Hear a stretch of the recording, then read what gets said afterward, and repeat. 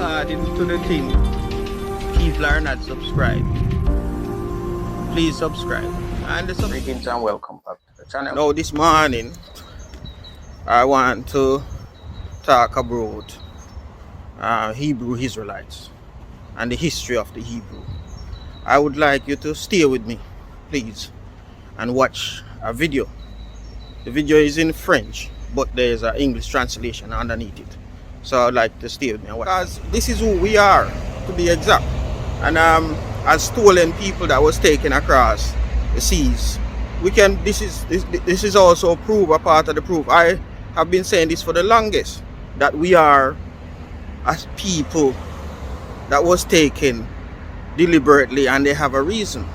And our identity have been stolen, and we have been given a new identity. And it's also good for us who can gravitate to that to come back to our senses, because we lost our way. Aujourd'hui, j'ai un grand plaisir de recevoir des personnes qui vont nous parler de quelque chose de très très important. La chose, au fait, c'est une chose qu'on ignore concernant justement les Juifs, les Hébreux. Et le saviez-vous que les Juifs étaient des Noirs? Est-ce que vous le saviez? Enfin, on va essayer d'en parler aujourd'hui avec nos invités qui ont accepté notre invitation. Il s'agit bien sûr du docteur Ake Dieudonné. Bienvenue. Merci, bonjour. Bonjour. Et nous avons aussi le docteur King Fortuné, avec qui on a parlé d'ailleurs depuis très très longtemps.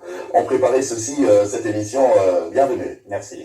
Voilà. Alors, je m'en vais directement. Je pose la première question parce que c'est vraiment cette question-là qui va nous aider justement à avancer. Hein. Vous allez essayer de répondre tout le temps à deux. Je commence par docteur Ake. Vous dites que les Juifs, les vrais Hébreux sont des Noirs, les Africains. Non.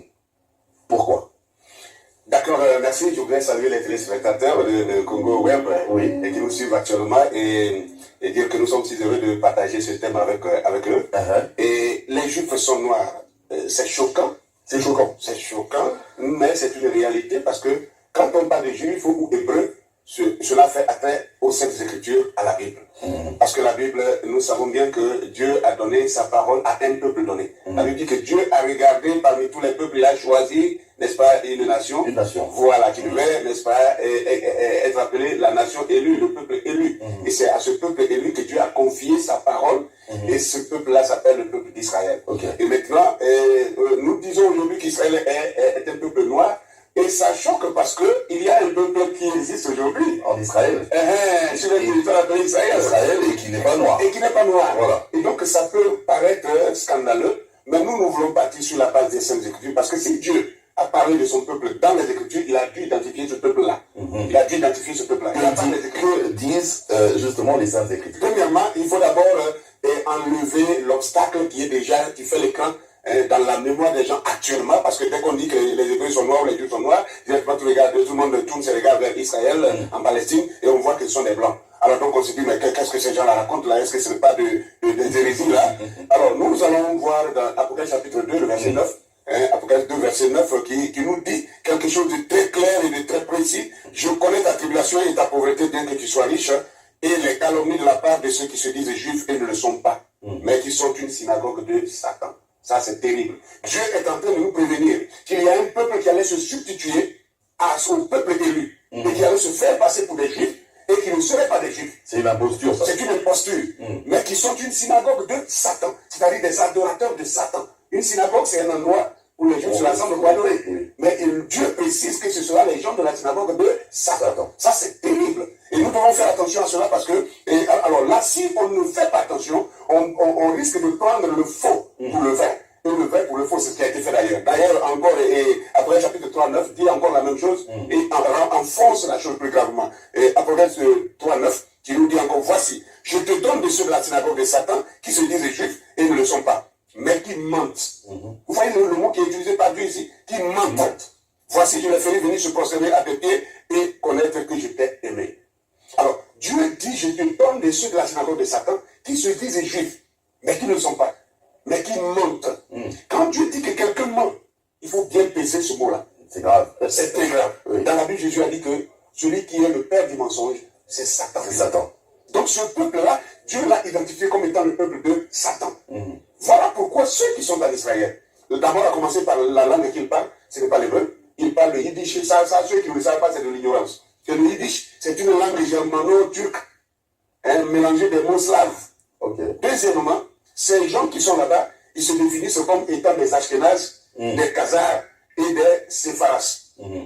Donc, or, quand on prend les gens comme les Ashkénazis ou les Ashkénazes, Ashkénazes, bibliquement, c'est le premier petit-fils de David. Et quand on parle d'Israël ou des Sémites, ce sont les descendants de Sem. Vous comprenez bien? Parmi les trois fils de Noé, d'Abraham découle Isaac, Jacob, les 12 tribus qui forment maintenant la nation d'Israël. Donc vous voyez que pour être juif, il faut être d'abord un sémite. Or, les Ashkénazes sont carrément de la lignée de Japheth. Donc ce sont les descendants d'Ashkénazes qui sont en Israël actuellement. Ok, donc sur base de ça déjà, c'est exclu. C'est exclu, ils sont hors sujet. Et maintenant les Khazars, prenons les Khazars. Les Khazars découlent d'un ancien royaume qui a existé entre le 4e et le 11e siècle, hein, qu'on appelait la Khazarie, qui se situait au sud de la Russie et entre la mer Caspienne et la mer Noire, hein, et justement la zone de l'Ukraine actuellement. Vous voyez que, et ce royaume-là, c'était des Turcs, c'était un peuple turc mélangé de Slaves et de Russes. C'était un peuple usurpateur. C'est-à-dire c'était un peuple qui agressait tous ceux qui passaient. Et donc, ils arrachaient leurs biens, ils les tuaient et ils prenaient leur identité. Okay. Déjà à l'époque, ils étaient déjà comme ça. Des imposteurs. Des imposteurs. La Russie et l'Allemagne à l'époque, et ils se sont mis ensemble autour du 7e siècle par là. Ils ont voulu leur faire la guerre pour les détruire. Et on leur a dit, vous choisissez une de ces religions ou alors on vous massacre. Et ils ont choisi le judaïsme. Je pose quand même la même question au docteur King. Allez, essayez de nous éclairer encore plus, de creuser encore plus, parce que le docteur Aké est parti déjà sur base de ce texte d'Apocalypse, et il nous a même parlé des enfants de Noé, il a même évoqué les 12 tribus d'Israël, mais tout ça ne comprend pas que le juif est mort. Ok, ben, je crois que c'est une situation, une question très, très complexe, et puis il faut avoir plus du temps pour développer, mais je pense que nous sommes ici pour donner quelques prises. Premièrement, je vais prendre la notion de la numérologie.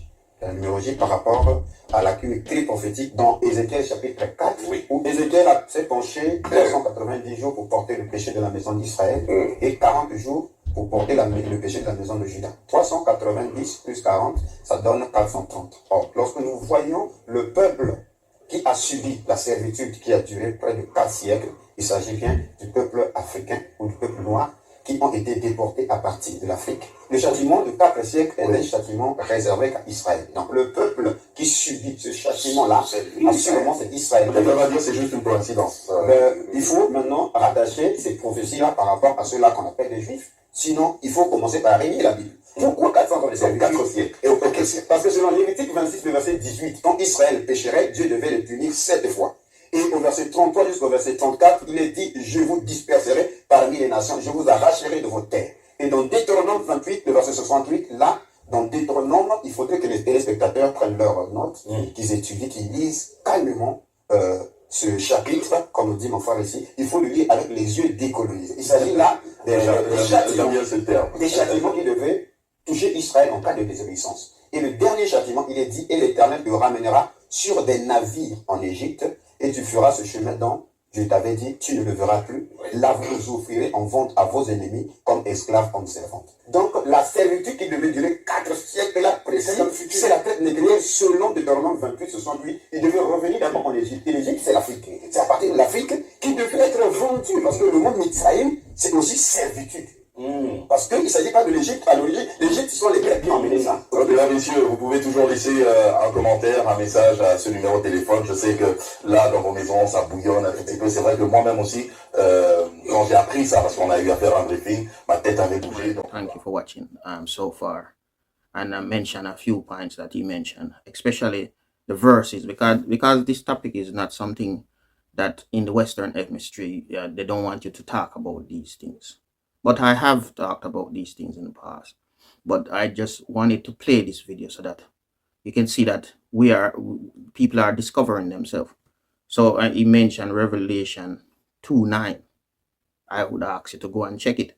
He also mentioned Ezekiel 4. I asked you to go and check it. He mentioned Deuteronomy 28:68, which I also mentioned in the past. I'll probably put that clip at the end. We need to check certain things. So I'm going to play that clip at the end, at my speaking at the end. And please watch to the end. It's a subject, there's a sensitive subject. So you have to tread carefully, because sometimes some people say them are Jew. But them know why you talk who is the real Jew, or what is a Jew. And when you use the word Jew, what you mean by that? No. Before them say me anti-Semitic, Yeah. let me say this. That how can a Semite be anti-Semitic? Therefore I'm identified myself as a Semite. Right. Okay. No, a Jew is somebody who come from Judah, or the tribe Yeah. of Judah. Yeah. Or where I say today Israel, where the geographical location was split into two kingdoms. You have the other tribe over on that side, and you got the Judah and Benjamites on this side. So those are the people who are related to Judah. Yeah. Now the present day Jews, and may I say it again, they don't want you to say these things, but it's the fact. The present day Jews, according to my research, came from a kingdom called the Kingdom of Khazaria. You don't hear that name anymore because that country don't exist anymore. But it's a place near Russia, or was near Russia. Okay. This is where they came from. And now they scatter across all of Europe. When the Catholic was coming in, and also what they call Muslim, when Islam rise, they didn't want to join none of the two. So therefore they convert to Judaism. But Judaism as it is now is not what it is then, because our Judaism, or Hebrew religion, our culture, is related to the Torah. The Jews today practice something called Talmudic Judaism, which is something completely different. I'm saying again, this what I'm saying is factual thing. You can go and check it. It's not me saying it. It's fact. It is there. Yes, sir. Man as my lad. You can check. Maybe about 2 or 3 books can show you where it say and who write it. Because it's a Jew saying this. And this is a brother called, the name of the book is called The 13th Tribe. I forget the name of the author. I think it's Arthur Kessel or something near to that. But you can check that book, and he describes the whole process of how the conversion happened. So these are people who not related but converted. I is the one that related. Because if you check Deuteronomy 28, it tells you who was going to go where and what is going to happen to them. And these type of prophecy do not relate to the present day people.